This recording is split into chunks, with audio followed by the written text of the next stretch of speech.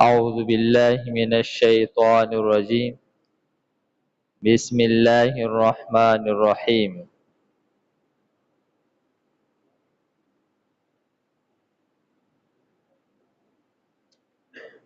ما يود الذين كفروا من أهل الكتاب ولا المشركين أن ينزل عليكم من خير من ربكم. مخکې آیت مبارکه کې وفرمایل چې تاسو راعینه لفظ مو وایئ او دا لفظ ځکه مو وایئ چې په دې لفظ کې د بیادبۍ یو شبهه ده. یهود د دینه غلطه معنی مراد الی او پیغمبر ته چې الله تعالی کم شان ورکړی دی، عظمت ورکړی دی، دا هغه شان او د عظمت تقاضا دا ده چې تاسو هغه لفظ هم مه استعمالوئ چې پای کې د بیادبۍ یو شک وي، یو شبهه پکې. ځکه چې د پیغمبر او د کتاب الله د شاعر الله د دې بی عزتی کول، بی ادبی کول، دا د الله تعالی د فضل او د رحمت نه د محروم کېدو سبب دی. او دا یهود دوی چې دا الفاظ راوباسي د دې دپاره چې د پیغمبر بی ادبی وشي، نو دا یهود او مشرکین کافران د دوی د دې نه غرض دی چې دا مؤمنان چې دي د دوی نه بی ادبی وشي او دو د الله تعالی د رحمت او د فضل نه محروم شي. نو فرمای ما یود الذین، نخوخی هغه کسان کفرو چې کافران دي، من اهل الكتاب که د اهل کتابو نه دي، والمشرکین او که د مشرکانو نه دي، دوی نخوخی. څه نخوخی؟ فرمای چې دوی نخوخی ان ينزل علیکم من خیر، دا نخوخی چې نازل شي په تاسو باندې څه خیر، من ربکم، ستاسو د رب د طرف نه، ستاسو د رب د طرف نه چې په تاسو باندې کوم خیر نازلیږي.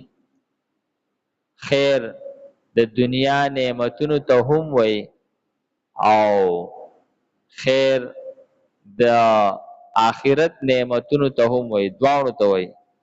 نو فرمایي چې دوی ستاسو د دنیا او د آخرت د دواړو نعمتونه چې دي دا نه خوښوي چې تاسو ته میلاو شي. او فرمایي والله یختص برحمته من یشاء، او الله تعالی خو خپل رحمت دا هغه چا سره خاص کوي څوک چې خوښ شي. هر چا ته خپل رحمت ورکوي چې څوک یې خوښ شي. او فرمایي چې په دې خوښېدو کې د الله تعالی په دې کې د انسان څه قابلیت یا د هغه څه محنت یا شکل صورت د هیڅ شي هغه په دې کې اثر نه. البته چې کله الله تعالی په چا باندې خپل رحمت او فضل وکي او بیا هغه د هغې ناقدري وکي، ناشکري وکي، نو هغه ته محرومه کوي بیا. او که چېرې هغه قدرداني وکي او په هغې شکر ادا کړي، نو الله تعالی بیا دغه رحمت او فضل نور سیوا کوي. نو فرمایي چې الله تعالی خاص کوي په خپل رحمت سره من هغه څوک یشا چې وغواړي.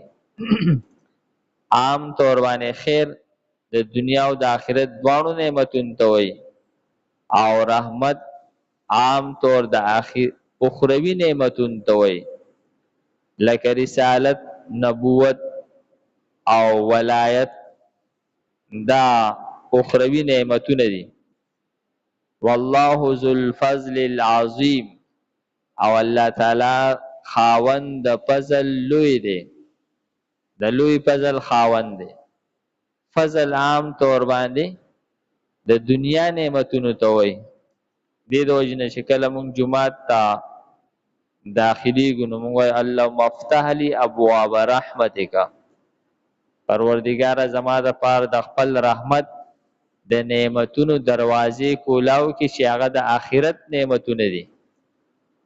او یعنی په توجه سره مونځ کول، خشوع خضوع سره مونځ کول، د مانځه په دوران کې د جماعت بیادبي نه کول، او فرمای چې ذکر اذکار کول، په مانځه کې دیهان او په ذکر کې دیهان برابرېدل، تلاوت کول، دا ټول خبرې چې دا د آخرت د نعمتونو اسباب دي.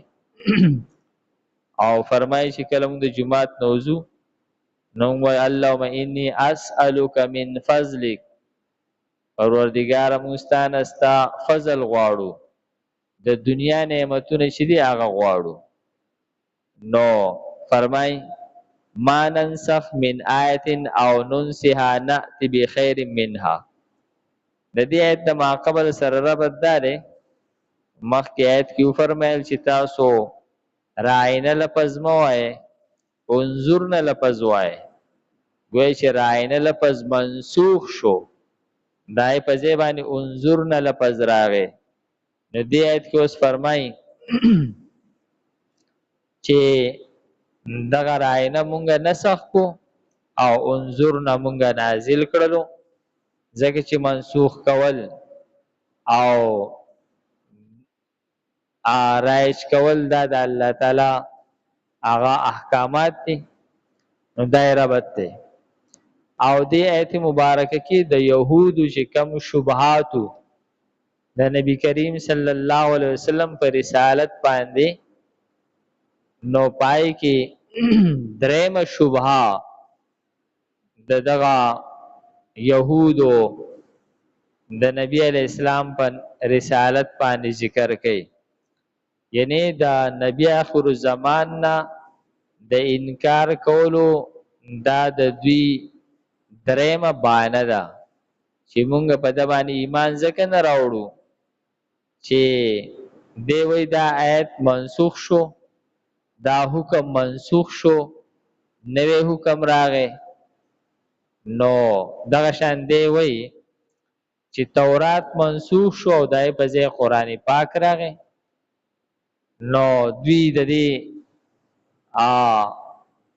دا اعتراض وکړلو چې دا د یوې خبرې منسوخ کېدل او دای په ځای بله خبره راتلل، دا خو د دې نه داسې معلومیږي لکه د الله تعالی ته چې لاول دا خبره نه معلومه، لاول یو شان خبره وکړله، بیا ورته وروسته اندازه وشو چې دې نه خو دا خبره زیاته ښه ده، نو بیا یې بله خبره راولېږله.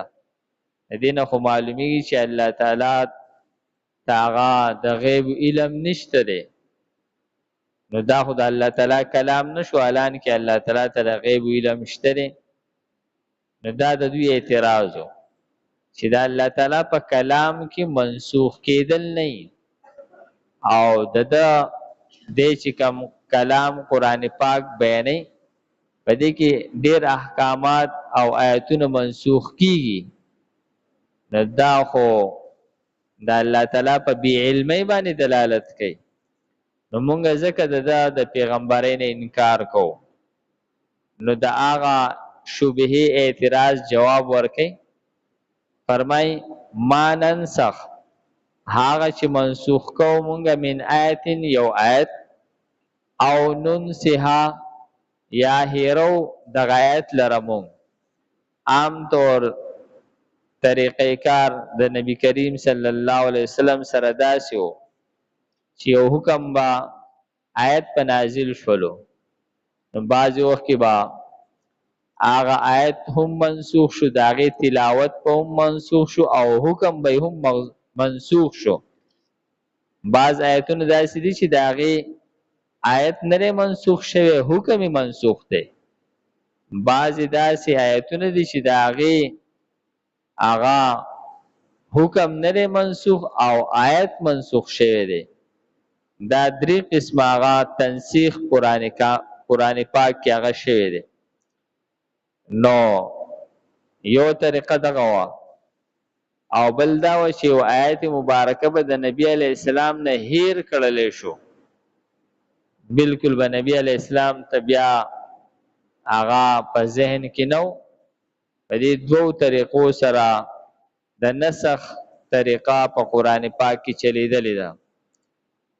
د دوی دغه اعتراض چې یاره دا خو په بې علمۍ دلالت کوي، نو دا د بې علمۍ خبره نه ده، بلکې عام طور چې کله یو حکیم یو ډاکټر د چا علاج کوي، نو لاول هغه ته یو دوايي ورکړي، ته دا وخوره چې ستا صفایي راشي. بیا د هغې نه پس ورته وایي چې دا پرېږده او ته له فلانۍ دوايي چې دا وخوره، په دې سره ستا اوس وجود کې طاقت راشي. بیا ورته وایي دغه دوايي پرېږده، اوس دا دوايي وخوره.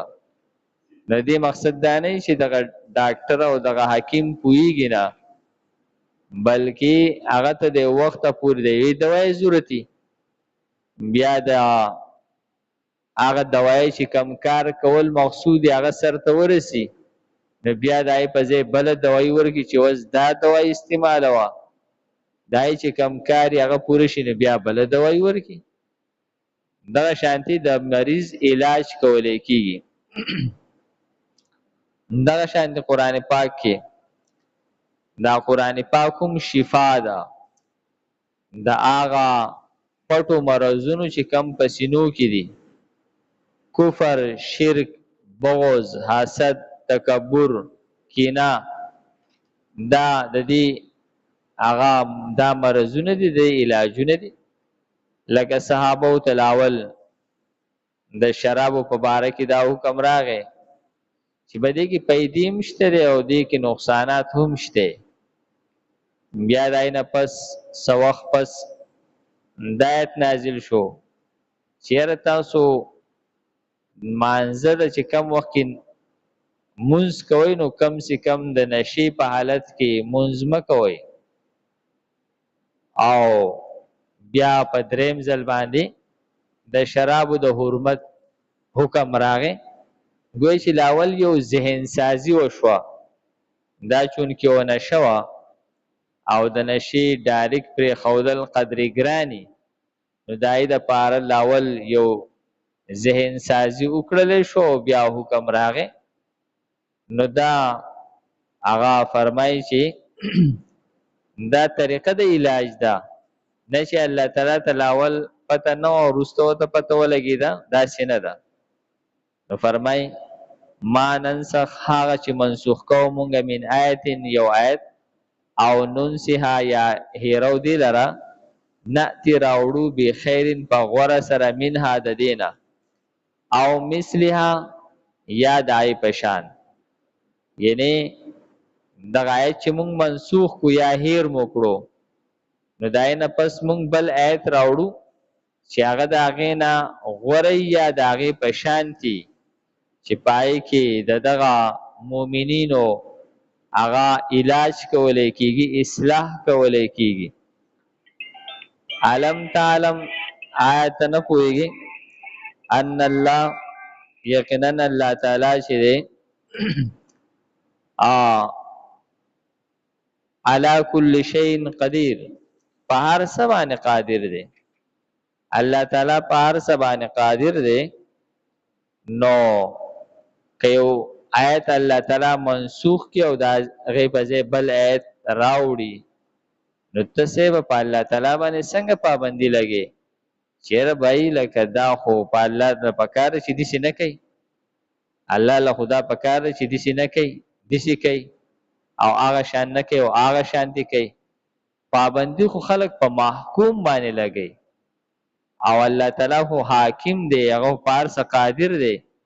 هغه چې څه کوي نو هغه د څوک تپوس نشي کولی. حکم او پابندیان خو به الله تعالی لګي، نه چې مونږ به په الله تعالی باندې پابندیان لګو چې الله له دسی کول پکار دي او دسی کول ول نه دي پکار. نو فرمای الله تعالی خو به هر څه قادر دی. علم تعلم آیات تاسو نه پوهیږئ ان الله له ملک السماوات والارض، یقینا د الله تعالی په بادشاہي کې دي اسمانونه او ځمکه.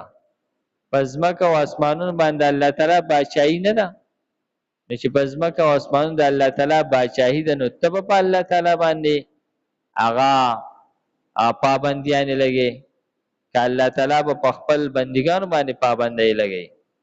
وما لكم من دون الله من ولي ولا نصير، او نشته د استاوس د پاره علاوه د الله نه څوک دوست او نه مددگار.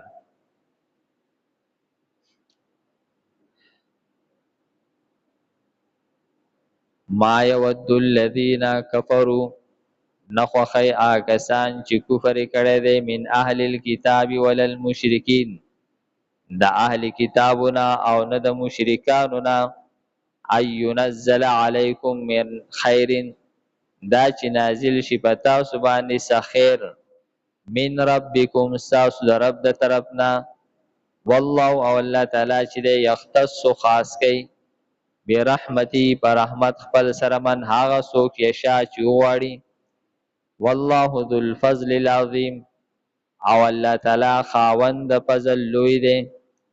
ما ننسخ من آیت، نه منسوخ کو مونږه یو آیت، یا هغه چې منسوخ کو مونږ یو آیت، او ننسها یا هیرو دی لرا، نأتی راوړو مونږه بخیرن په غوره سره منها د دینا، او مثلها یا پشان دی. علم تعلم ان الله على كل شيء قدير، آیت نه پوهیږي یقینا الله تعالی په هر څه باندې قادر دی.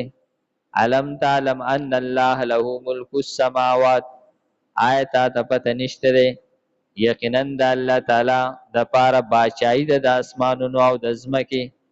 وما لكم من دون الله من ولي ولا نصير، او نشته دی ستاسو د پاره سیوا د الله نه څوک دوست او نه مددگار. الحمدلله رب العالمین والعاقبۃ للمتقین والصلاة والسلام علی خیر خلقه محمد وآله واصحابه اجمعین. پروردگار موږ ته د قرآن پاک د دې درس ته برکت په دې باندې عمل کولو توفیق راکړي.